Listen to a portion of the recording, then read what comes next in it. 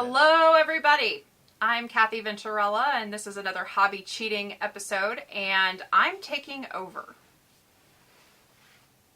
The strict technomancer that is Vincey V. Let us get to the technique and learn it Vincey V style. Vince asked me to answer a bunch of questions about the hobby and how I'm supportive as a spouse, and I wanted to give an opportunity to take those answers back to you all. So without further ado, we'll get started. All right, very good. Well, thank you, dear. I appreciate it. So first off, who are you? I'm Kathy Venturella. I have been married to Vince for 21 years, and we've been together for 24. And I have seen him grow in this hobby over the last 24 years, and I'm here to show my support. So do you play or care about Warhammer? Do you paint miniatures? Anything like that? That's probably everyone's first question. I care, yes, but no, I do not participate. So I buy Warhammer figs for Vince. I buy dice. I buy blocks of magic cards. I participate in that way as a supportive spouse, but I don't particularly care about Warhammer necessarily. He does paint things for me on occasion if I ask nicely. Now, what do you think about me and miniature painting? Just opine on that for a moment. Like, I mean, this is a big part of my life. So what... I don't know that I've ever asked you what you think about that. Not just me miniature painting, but probably the whole hobby in general. I think it's an interesting hobby to have. I think it can be very expensive, but I have hobbies that are expensive, so I don't necessarily see it as a bad thing. I think that the community that you've built and that you've all built and participated in is really amazing. When I go to events, and the ones that I have gone to, everybody's really positive, everybody wants to encourage everyone, and so I see the community as a whole as a very good thing to be a part of. Vince's aspect of it, there have been times where I wished he would spend less time on a particular fig because I know that it is either frustrating to him or he is spending a lot of time doing this thing that I don't understand, and sometimes when he talks about it, I get very confused, and I'll start making up names for the figs. You've probably seen that in the past. But I know it's something that he loves, and when you love someone, you want to have them be happy, if that's the way I can explain it.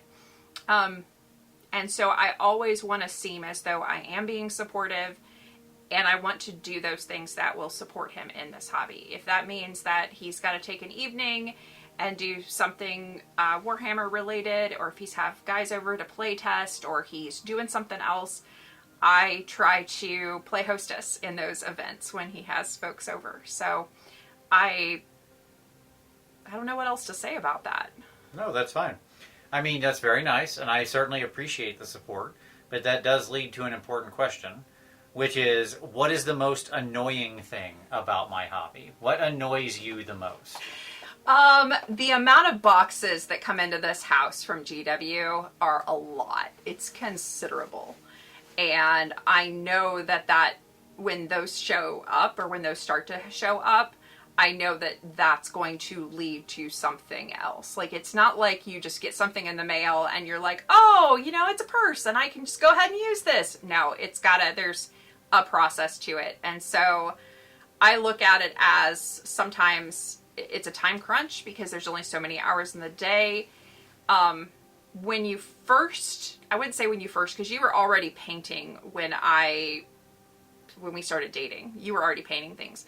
I mean, one of the first Christmases I remember getting you Skaven when you were in Chicago. Like, I got you Skaven, I got you Citadel paints, I got you a whole bunch of stuff. And so I knew that this was part of your life. It has become a bigger part of your life as we've grown together. All right, very good. Well, speaking of part of our life and what we do together, you have traveled with me to various and sundry places for the hobby when I go for competitions or conventions or stuff like that. Mm-hmm. So what's your favorite place that we've went together for the hobby? I'm gonna go with Warhammer Fest, Coventry, England. That was a really great experience. I didn't hang out at Warhammer Fest like the first day because I know Vince had. I don't remember if he was doing classes or what was going on, but I got to go see the city and do my own thing. I mean, that's the big thing as we've aged and gotten more comfortable in ourselves is that you don't feel like you have to entertain me in those situations, and I don't feel like you have to entertain me in those situations. I'm okay just being on the periphery, but still being supportive. So I always want to make sure that you're going to things that you want to go to. It's not about me, it's about you.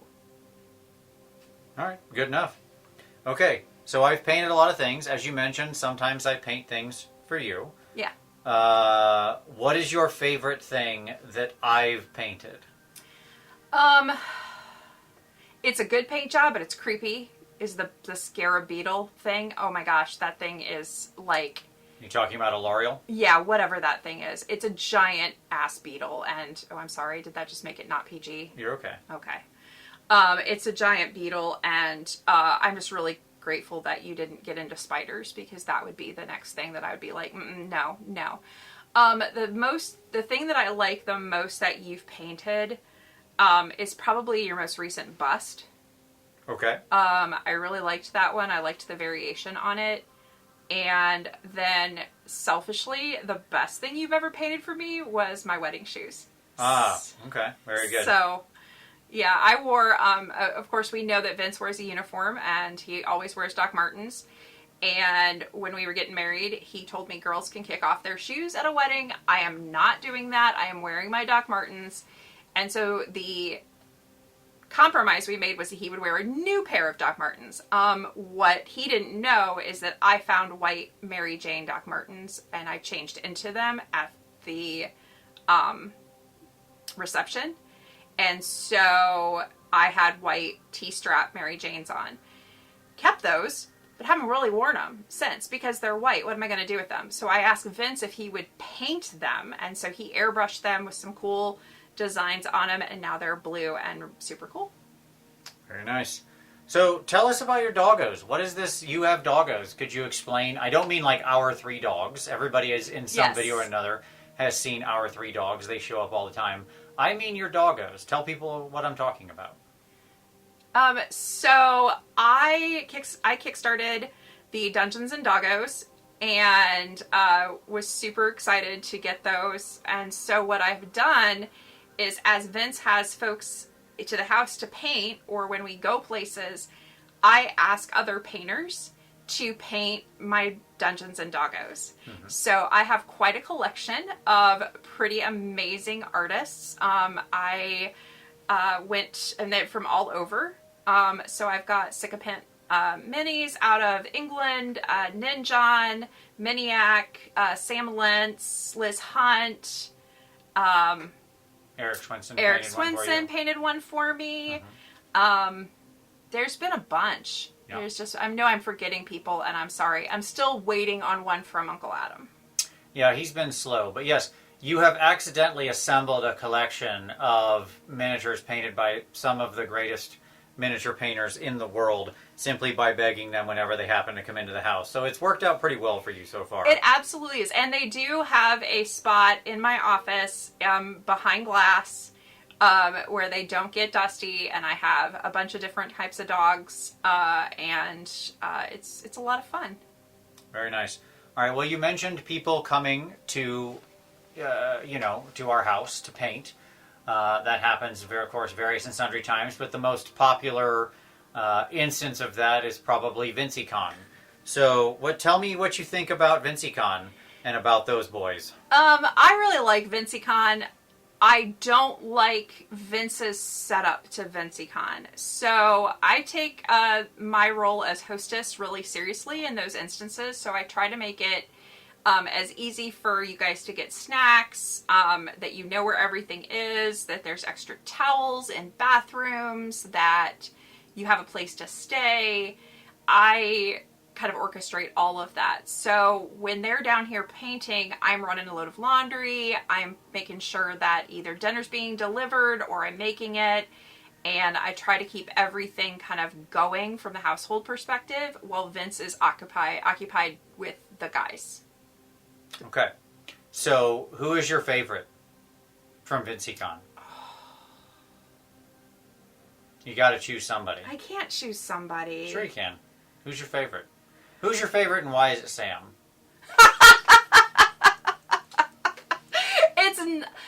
That's really funny because I was going to say it's probably Adam or Sam. Although John likes late night talks, so he'll take dogs out. And so I like when people help and want to help too.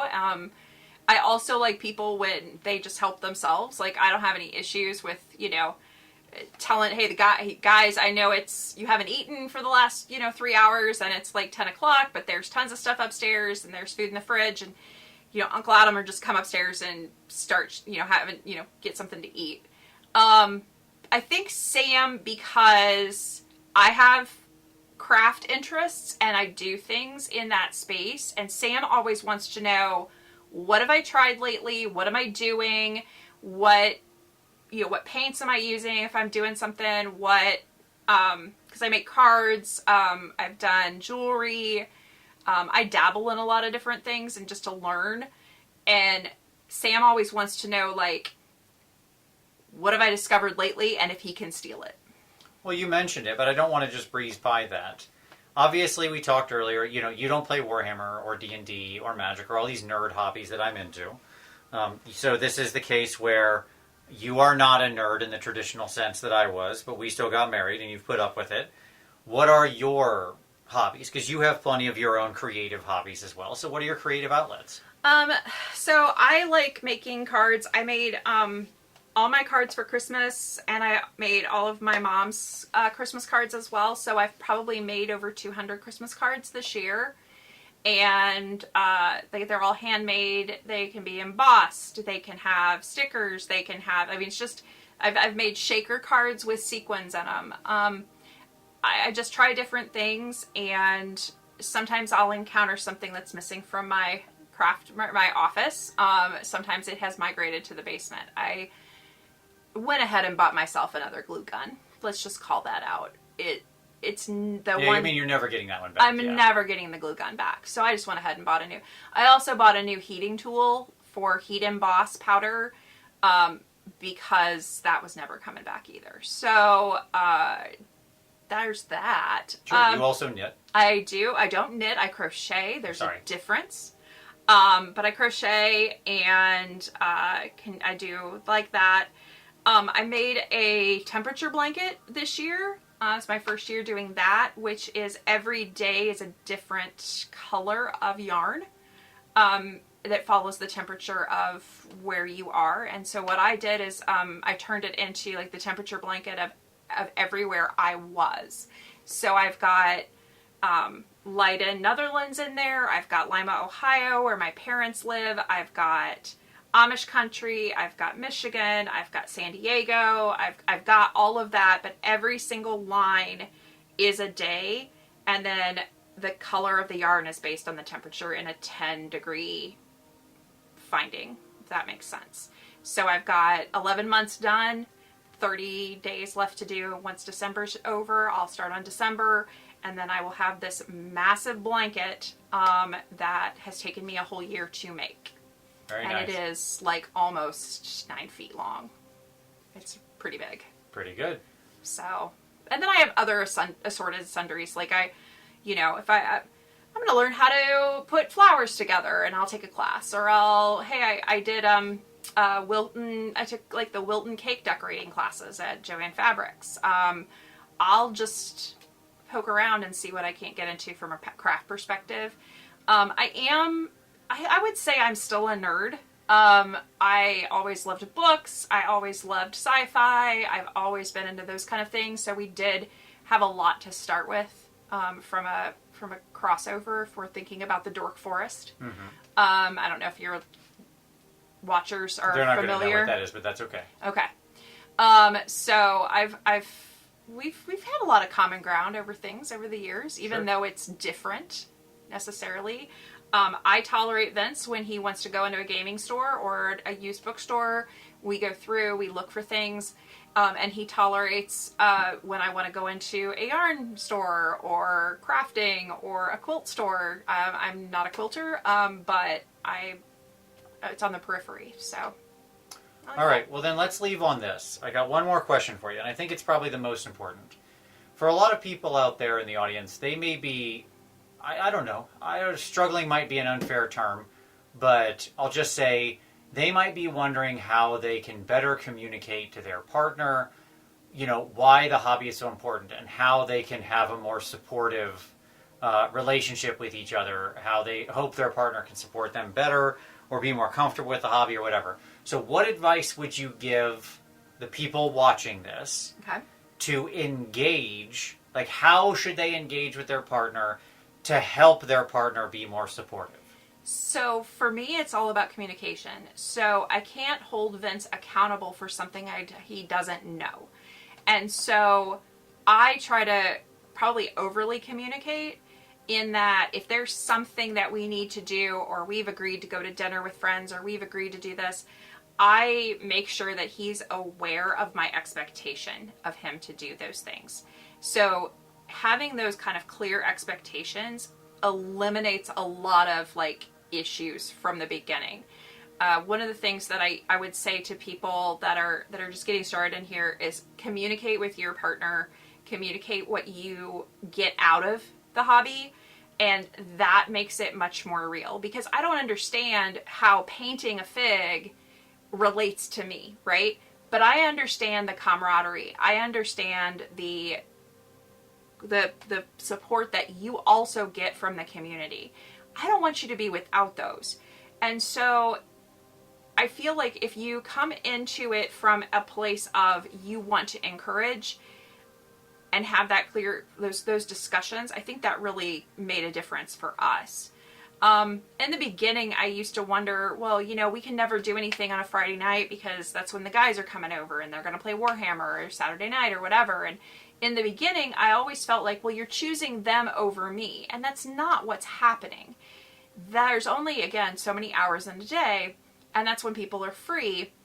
So we set up date nights, and that has worked out tremendously well. So we know that Sunday afternoon, it's just going to be us. It's just going to be like a family day.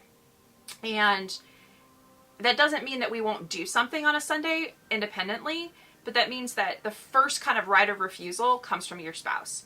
And so I always make sure, hey, I'm going to go do this on Wednesday. I know that's our date night, but I'm going to go see a concert. And we adjust. So date night might move from Wednesday to Thursday that week, or vice versa, depending on what's going on. And it's just having those open lines of communication. It also, since this is an expensive hobby, you also have a lot of trust with your spouse that you're staying under a budget too. So I think that also, because couples fight about, 3 things, and money is one of them.